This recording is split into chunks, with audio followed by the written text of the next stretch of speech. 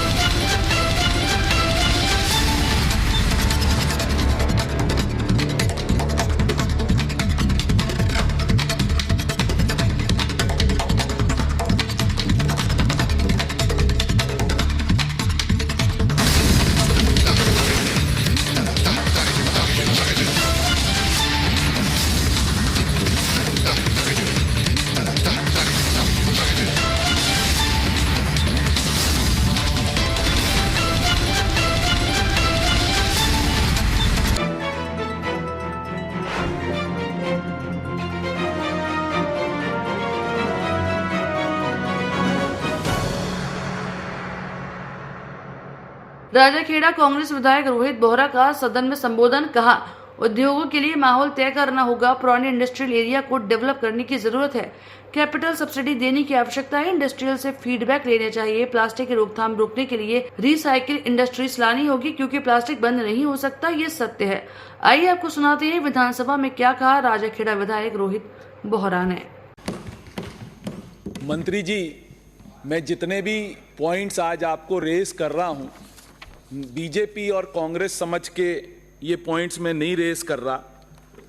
मेरा बड़ा इंडस्ट्री के लिए सकारात्मक रुख है। मैं आपसे सिर्फ इतना सा कहने चाह रहा हूं कि let us not make RIICO a land selling agency. आप मुझे एक चीज बता दें, पूरे जयपुर जिले में, और मैं ये चैलेंज के साथ कहता हूं कि कोई भी आदमी राजस्थान का एक टाइनी और स्मॉल स्केल इंडस्ट्री जयपुर जिले में नहीं लगा सकता because of the land prices.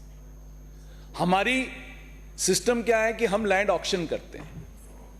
हम अंडरस्टैंड करते हैं कि आपने लैंड परचेज करी है, रीको की कॉस्टिंग है, रीको को लैंड बेचनी पड़ती है, बट कुछ सिस्टम अपने को अपनाना पड़ेगा कि कुछ लैंड जो रीको के आपके इंडस्ट्रियल एरियाज बनते हैं, कुछ लैंड उसमें से हम ऑक्शन करें।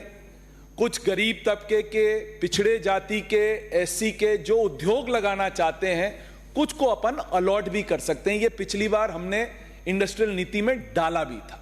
और ये जब तक आप नहीं करोगे, मैं कहता हूं इसमें आप राइडर लगा दीजिए कि जब तक आप इसको 10 साल नहीं चलाओगे, आप इसको बेच नहीं पाओगे। यदि सिक इंडस्ट्री है तो आप as RIICO you can take back the land. आप लैंड वापस ले लीजिए अपने पास, जिससे कि कोई भी लैंड माफिया आके उस लैंड को नहीं ले जो अभी तक होता आया है, इतने सालों से होता आया है।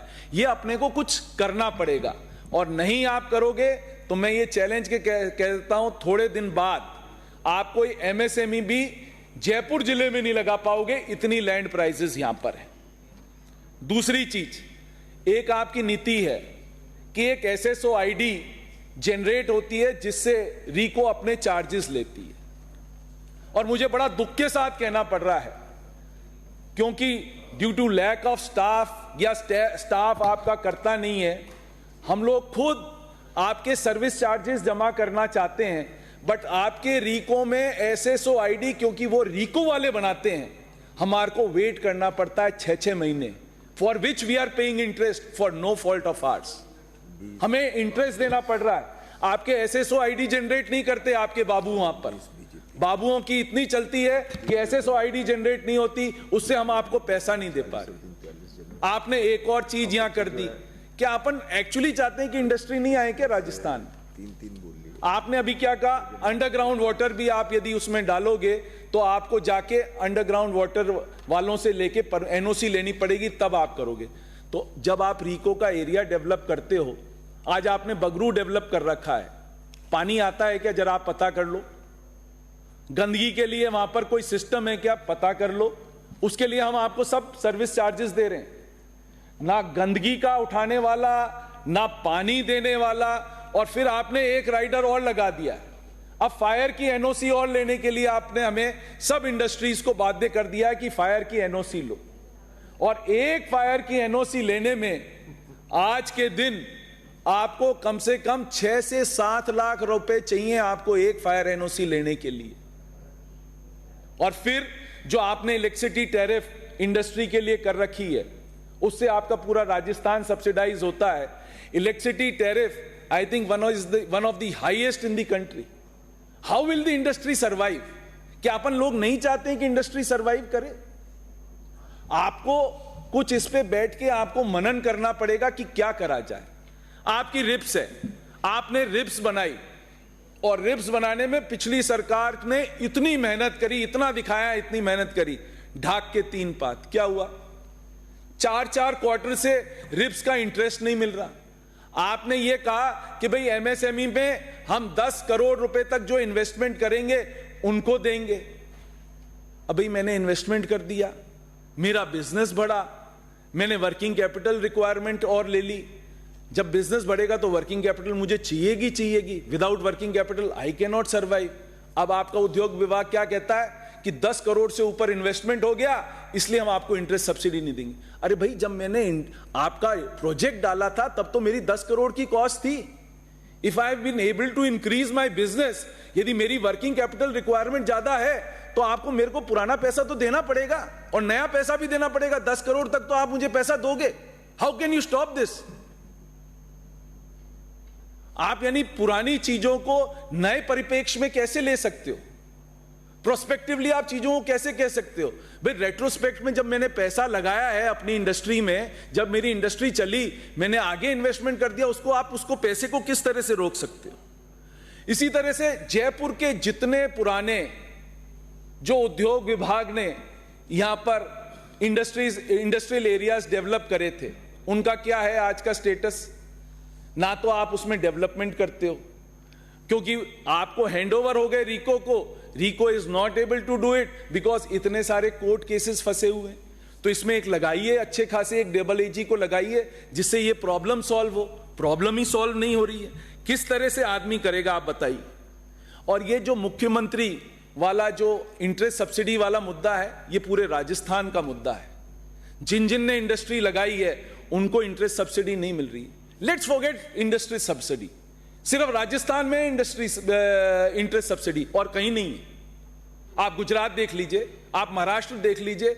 Late us come up with a new industrial policy saying we will not give you industry subsidy, interest subsidy नहीं देंगे, हम आपको देंगे तो कैपिटल सब्सिडी देंगे। आज कैपिटल सब्सिडी आप देते हो, जो गवर्नमेंट ऑफ इंडिया ने भी अभी जो पीएलआई स्कीम चालू करी है, आप उस तरह से सब्सिडी देते हो, यहां पर लोगों की लाइन लग जाएगी इंडस्ट्री लगाने के लिए।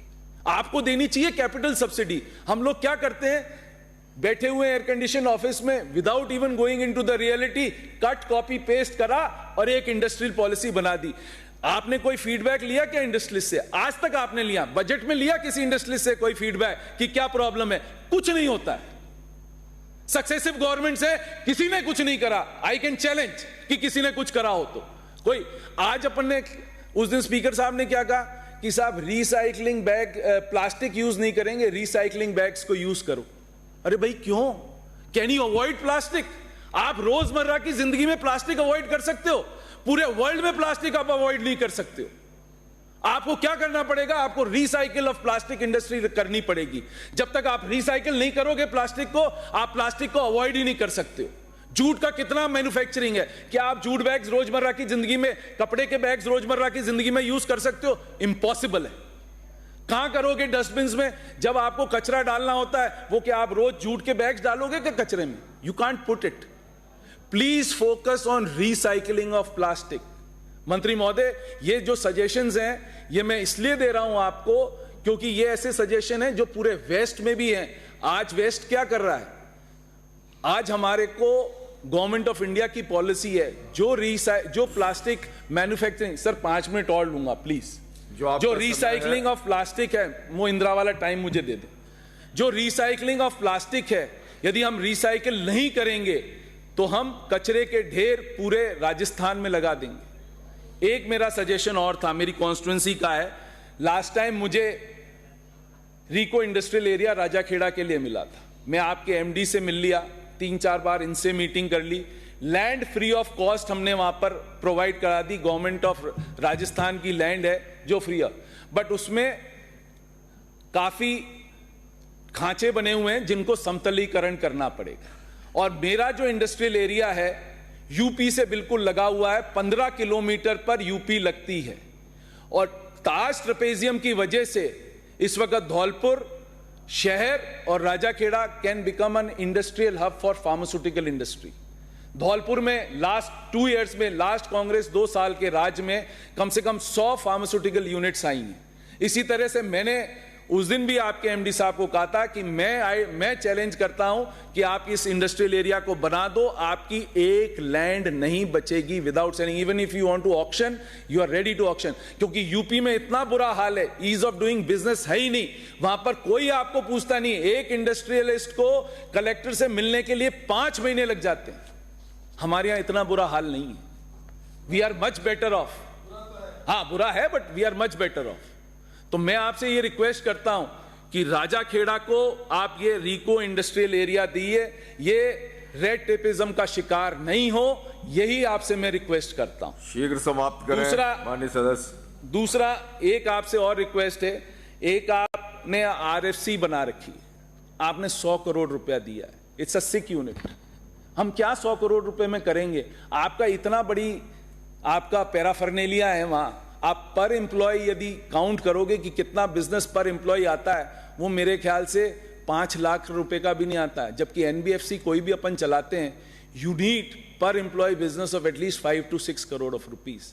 You need to put money if you want RFC to run. Otherwise, don't even waste this 100 crores. There is no point wasting this 100 crores. They will only go for salaries, nothing else. क्योंकि RFC से अब कोई loan नहीं लेना चाह रहा। As compare to commercial banks, आप loan बहुत महंगा देते हो as compare to commercial banks. और एक चीज और कह रहा हूं, 1 सेकेंड 2 सेकेंड और। रीको में आपके कई बैड लोन्स हैं जो मैं चाहता हूं कि बजट में आप अनाउंस कराओ। 1 टाइम सेटलमेंट स्कीम लेके आओ रीको के, जहां रीको में 1 टाइम सेटलमेंट स्कीम की बहुत बड़ी जरूरत है। जब तक आप 1 टाइम सेटलमेंट स्कीम नहीं लेके आओगे, क्या करोगे? और एक चीज और, जिससे कि राजस्थान के लोग मर रहे हैं, इंडस्ट्री मिनिस्टर साहब, ये आपको करना चाहिए।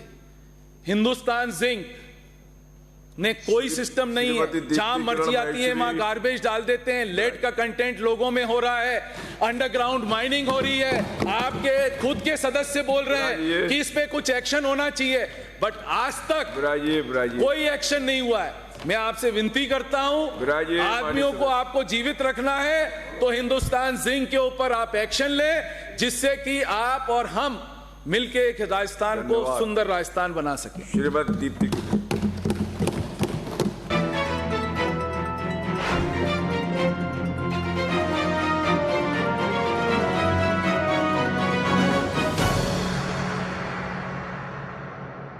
IG Rahul Prakash, SP Sumit Mehrda, additional SP Kamal Kumar, DSP Narendra Meena के निर्देशन में चलाए जा रहे विशेष अभियान घर पकड़ में पुलिस ने बड़ी सफलता हासिल करते हुए धौलपुर जिले के सरमथुरा थाना इलाके में अवैध देशी शराब के 120 पौवे, अंग्रेजी शराब के 8 और 10 कैन बियरों को जब्त किया है। तो वही मुखबिर की सूचना पर डोमपुरा पेट्रोल पंप के पास की कार्रवाई की गई।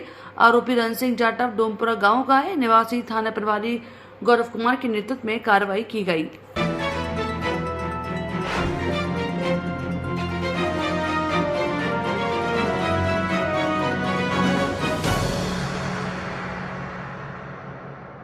नगर परिषद धौलपुर में जल भराव एवं सीवर लाइन के निराकरण के लिए राजस्थान विधानसभा में आवाज उठाई। विधानसभा क्षेत्र धौलपुर के लिए बजट की मांग रखी और समस्या का जल्द ही निराकरण हो, जिससे धौलपुर वासियों की समस्या से जल्द ही राहत मिले। जिसके लिए धौलपुर विधायक शोभा रानी कुशवाहा ने विधानसभा में सड़कों पर जल भराव की समस्या से जूझ रहे लोगों की आवाज एवं बजट की मांग रखी। आइए आपको सुनाते हैं विधायक शोभा रानी कुशवाहा ने क्या कुछ कहा। प्रणाम अध्यक्ष महोदय, आपने मुझे 295 के तहत विशेष उल्लेख प्रस्ताव पर बोलने का मौका दिया, इसके लिए बहुत बहुत धन्यवाद। माननीय अध्यक्ष महोदय, उपरोक्त विषय अंतर्गत निवेदन है कि धौलपुर शहर के नजदीक प्राकृतिक जल स्रोत छीतरिया ताल की दीवार से पानी के ओवरफ्लो होने के कारण एवं नगर परिषद क्षेत्र में जो सीवर लाइन डाली गई है उसके निकास की उचित व्यवस्था न होने के कारण धौलपुर शहर की 10 से 15 कॉलोनियां जल से जलमग्न हो जाती हैं। धौलपुर शहर की भोगीराम नगर, गोकुल चंद विहार, मनोहर विहार, अयोध्या कुंज, राम कुंज, पोखरा आदि कॉलोनियों में कभी कभी 3-3 फीट तक पानी भर जाता है, जिससे कॉलोनियों की बहुत ज्यादा दुर्दशा हो चुकी है। बच्चों व बच्चों के निकलने के लिए रास्ता नहीं रहता है, स्कूल नहीं जा पाते, जन सामान अपने कार्य पर नहीं जा पाता है। इसके संबंध में जिला प्रशासन द्वारा पहले भी बजट की मांग राजस्थान सरकार से की गई थी। इसलिए माननीय अध्यक्ष महोदय से विनम्र निवेदन है कि समस्या के तुरंत निदान हेतु आवश्यक बजट एवं पानी उचित निकासी की महती आवश्यकता है, जिसके संदर्भ में जिला प्रशासन को पाबंद करते हुए आवश्यक बजट राशि से तुरंत धौलपुर वासियों को निजात दिलाने की कृपा करें। जय हिंद, जय भारत, जय जय।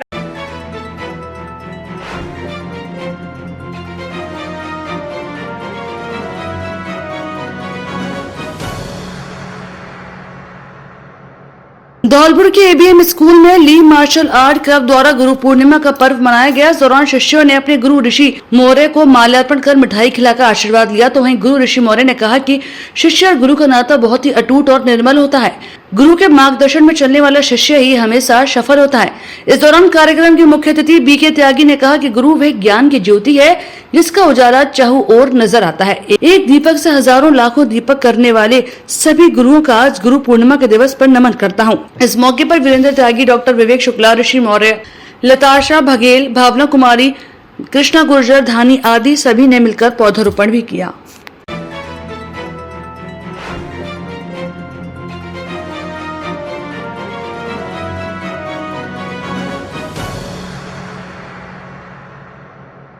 ने ये समय दिया है बोलने का।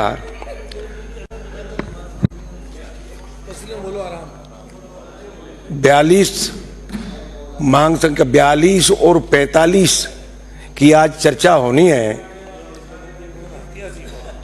अध्यक्ष महोदय, ईआरसीपी पे अपना अपना सब श्रेय ले रहे थे, मैं देख रहा था काफी देर से। अध्यक्ष महोदय, जो गंगा जी लाएगा भागीरथ तो वही कहलाएगा। सत्य बात तो यह है। रही चर्चा सिंचाई की, तो ये सब जानते हैं कि जल का महत्व क्या है। हमारे पुराणों में भी कहा है कि छित जल पावक गगन समीरा और पंच तत्व ये बना शरीरा। बिना जल के जब शरीर ही नहीं है तो क्या कल्पना कर सकते हैं, क्या संभावना बनती है इस जीवन की। और तभी इस विषय पे प्रत्येक सदन के हर बुद्धिजीवी ने इस पर अपने अपने तरीके से बात रखी है, जो निश्चित तौर पे प्रशंसा के योग्य हैं। अध्यक्ष महोदय, मैं मेरे बाड़ी विधानसभा क्षेत्र की चर्चा करना चाहूंगा।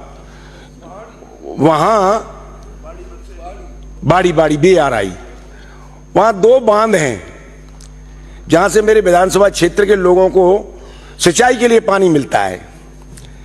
एक तो पार्वती बांध है। तो पार्वती बांध की स्थिति अध्यक्ष महोदय यह है कि वहां एक तो नहर पूरी कच्ची है, तो मैं मंत्री जी से मांग करूंगा कि उस नहर को पक्का किया जाए।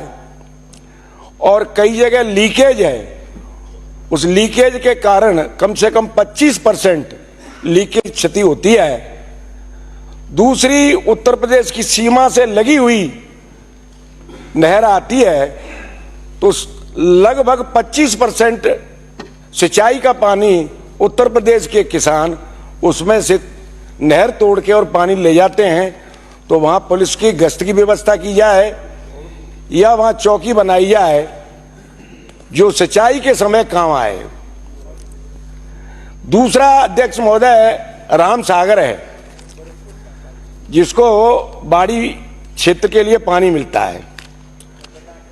अध्यक्ष महोदय, मैं एक गुम्मट और रामसागर से नहर निकलती है गुम्मट के नाम से, गुम्मट बाड़ी नहर। वहां उस नहर को कुछ राजनेताओं द्वारा उस पर सड़क बना दी गई है। कई बार नोटिस देने के बावजूद सिंचाई विभाग का कोई कार्रवाई उस पर नहीं हुई। मैं तो उन नोटिस वालों को धन्यवाद देना चाहूंगा कि उनके सामने एक एईएन, बिजली विभाग के एईएन के 22 फ्रैक्चर होने के बावजूद भी उन्होंने नोटिस दे दिए। माननीय सदस्य, ये तरीका थोड़ी है। उसके बावजूद भी अध्यक्ष महोदय, उस नहर पे आज तक किसी सरकार ने आज तक कोई कदम नहीं उठाया। अध्यक्ष महोदय, मेरी ओर जरा ध्यान दें, जो मैं निवेदन कर रहा हूं। सब नोट हो रहा है। उस नहर को पाट दिया गया और उस पर 80 फीट चौड़ी सड़क बना दी गई। उसका मूल उद्देश्य यह था कि वहां के राजनेताओं ने वहां जमीन खरीद रखी थी। जमीन खरीद के वहां रिसोर्ट बनाया, होटल बनाया। होटल के लिए कितनी मंजिल बना सकते हैं, कितनी चौड़ी रोड बनी है, किसी ने एडवाइस दी और किसी ने बताया कि 5-6 मंजिल अगर आपको बनानी है तो आपको 80 फीट रोड डालनी पड़ेगी। तो उस नहर की जमीन पर और किसानों की जमीन पर सड़क 80 फुट बना दी गई, जबकि टेंडर हुआ था 13 मीटर का। नगर पालिका से पैसे आए, पीडब्ल्यूडी ने सड़क बनाई 13 मीटर की और मौके पर 80 फीट की सड़क बनी सिंचाई की नहर के ऊपर। और जब ठेकेदार ने कहा कि 80 फीट नहीं बना पाऊंगा तो उससे का पेमेंट मैं करवाऊंगा। उस समय सरकार की आपसी इनका डिस्प्यूट था, विकलांग सी सरकार थी, ये कोई कार्रवाई कर नहीं पाई है। बस ये कहीं वहां के नेता नाराज नहीं हो जाएं, इस वजह से उस सिंचाई विभाग की जमीन पर कब्जा कर लिया गया।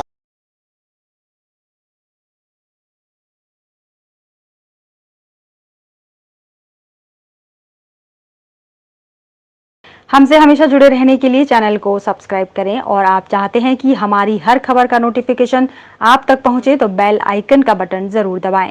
अगर चैनल सब्सक्राइब कर लिया है तो लाइक, कमेंट और शेयर करें।